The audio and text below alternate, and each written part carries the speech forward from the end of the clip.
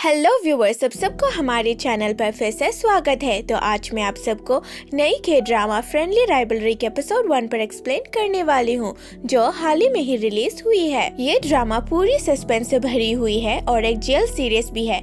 कहानी दो लड़की के जीवन को बताती है, एक जो बहुत ही ज्यादा रिच एंड पावरफुल है और दूसरा जो अनाथ है। एंड इस ड्रामा में हमें दोनों की दोस्ती को कैसे प्यार में बदलते हैं वह सब भी देखने को मिलेगा। तो एपिसोड 1 की शुरुआत में हमें हमारी फीमेल लीड सिल्गी की जीवन को बताई जाती है। जब वो एलिमेंट्री स्कूल में पढ़ती थी तो एक दिन उन्हें स्कूल से ट्रिप पर ले जा रहे थे, लेकिन वो अपनी माँ को जिद करती है वो स्कूल यूनिफॉर्म पहनकर नहीं जाएंगे। और ठीक वैसे ही सिल्गी प्रिंसेस की ड्रेस पहनकर जाती है, बट ये प्रिंसेस की ड्रेस उसकी जिंदगी को पूरी तरह से बदलने वाली थी। टीचर सिल्गी को बीच पर ही भूल के आ जाती है बिकॉज वो बाकी स्टूडेंट से अलग ड्रेस पहनकर आई थी। और एक्चुअली सिल्गी को भी वो घटना अब ठीक से याद नहीं है, क्योंकि वो बहुत ही ज्यादा छोटी थी। और घटना को ठीक से याद ना होने पर सिल्गी को ऑर्फनेज पर ले आते हैं।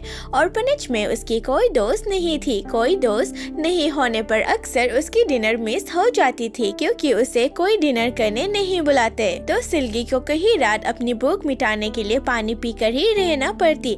सिल्गी का स्कूल में भी कोई दोस्त नहीं है। सिल्गी को उसकी क्लासमेट्स अक्सर बुली किया करते, क्योंकि उन्हें पता था सिल्गी अनाथ है, पर वो हमेशा उनसे स्ट्रांगली डील करती और उनके बुली को कोई अटेंशन नहीं देती। सिल्गी जैसे जैसे बड़ी होती गई वो अपनी एक सीनियर के लिए काम करती पैसा कमाने के लिए, बट ये काम इलीगल है। वो सब फेक आईडी लेकर डॉक्टर से प्रिस्क्रिप्शन लेकर अलग अलग जगह पर जाके मेडिसिन ले आते और वो सब मेडिसिन को उस सीनियर को देते और वो सीनियर मेडिसिन को ऐसे ड्रग स्कूल के कई स्टूडेंट्स को बेचता है और ये मेडिसिन को कई स्टूडेंट्स पढ़ाई में फोकस करने के लिए इस्तेमाल करती है। फिर एक दिन जब सिल्गी अपनी काम करके आने के बाद कार पर आके बैठती है तो वो सीनियर लड़का सिल्गी से उसकी पढ़ाई के बारे में पूछता है। सिल्गी कहती है वो पढ़ाई में ज्यादा अच्छी भी नहीं है और ज्यादा बुरी भी नहीं है, बट वो लड़का उसे अच्छे से पढ़ने के लिए मोटिवेट करता है। अगर तुम मेरी तरह ऐसी लाइफ जीना नहीं चाहते हो तो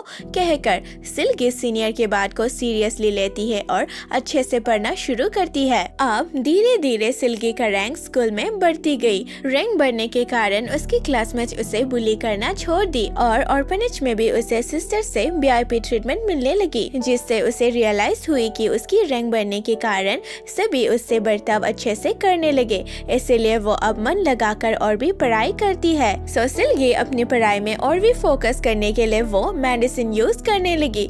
सिल्गी उस मेडिसिन को रोज खाते, एक ड्रग की तरह। मेडिसिन खाते ही वो अलग ही दुनिया में जाती और खूब पढ़ाई करती है। फिर एक रात जब सिल्गी काम से आती है तो सीनियर को वो मेडिसिन देते हुए कहती है, आज से मैं ये काम नहीं करूंगी क्योंकि मैं जल्द ही सोल पर शिफ्ट होने वाली हूँ, क्योंकि अब मुझे मेरी पापा मिल गई है। मेडिसिन को देख के सीनियर पूछता है इतना कम क्यों है, लेकिन सिल्गी जवाब में कुछ भी नहीं कहती। सिल्गी जब अपनी रूम वापस आती है तो वो अपनी शर्ट में से बहुत सारी मेडिसिन को बाहर निकालती है, यानी सिल्गी ने कहीं मेडिसिन को सीनियर को देने से पहले खुद के लिए छुपा ली, ताकि जब वो सोल पर जाए तो उसे पढ़ने में कोई प्रॉब्लम ना हो। अब जल्द ही सिल्गी सोल शिफ्ट हो जाती है एंड डायरेक्ट अपनी लगेज के साथ स्कूल आ जाती है। वो सेवा गर्ल्स हाई स्कूल में पढ़ने आती है, जो कोरिया के टॉप स्कूल में से एक है। सिल्गी स्टाफ रूम में टीचर से मिलने आती है, लेकिन टीचर उससे पूछती है वो अपनी पेरेंट्स के साथ क्यों नहीं आई। सिल्गी कुछ भी नहीं कहती। टीचर उसे क्लासरूम पे जाने के लिए कहती है। स्टाफ रूम से बाहर आके सिल्गी कई स्टूडेंट्स को थर्ड ग्रेड की क्लासरूम पूछती है, पर उसे कोई भी जवाब नहीं देती, क्योंकि उसे कोई भी नहीं जानती थी। क्लासरूम ढूंढते ढूंढते वो ऑडिटोरियम रूम में आ जाती है, जहाँ पर फ्रेशर्स सेरेमनी हो रहा था। तभी एक बूढ़ी औरत आके अपनी फ्लावर्स बेचती है।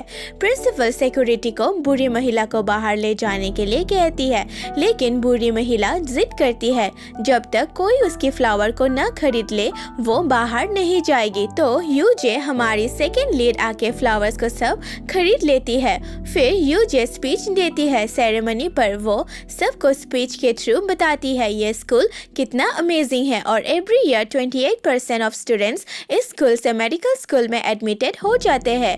उधर सिल्गी भी स्कूल को एक्सप्लोर करती है और फाइनली अपनी क्लासरूम में पहुंच जाती है। टीचर लेट आने पर सिल्गी को कहती कहती है, अब आई तुम इतना लेट। सिल्गी कुछ भी नहीं कहती, बस अपनी जगह पर जाके बैठ जाती है। सब स्टूडेंट्स टीचर से क्यूरियसली पूछती है यूजे कौन से क्लास पर है। तभी यूजे क्लासरूम के अंदर आ जाती है। टीचर के जाने के बाद यूजे सभी स्टूडेंट्स को देखती है, वो कहाँ पर बैठेगी और किसके साथ। यूजे बहुत ही ज्यादा पावरफुल लड़की है, उसकी स्माइल कुछ अलग सा है, जैसे मान लो कुछ राज है। क्लासरूम के सारी लड़कियां यूजे की तरफ देखती है क्योंकि सबको उसके साथ बैठनी है और वो सब जानने के लिए क्यूरियस है कि यूजे किसके साथ बैठेगी। तभी सिल्गी का बैग गिर जाती है और उसके कपड़े बाहर गिर जाती है, तो सिल्गी जल्दी से आके उठाने लगती है। यूजे उसे देखती है और वो सिल्गी के साथ आके बैठ जाती है और खुद को इंट्रोड्यूस करती है। सब स्टूडेंट्स यूजे को सिल्गी के साथ बैठते हुए देखकर चौंक जाती है।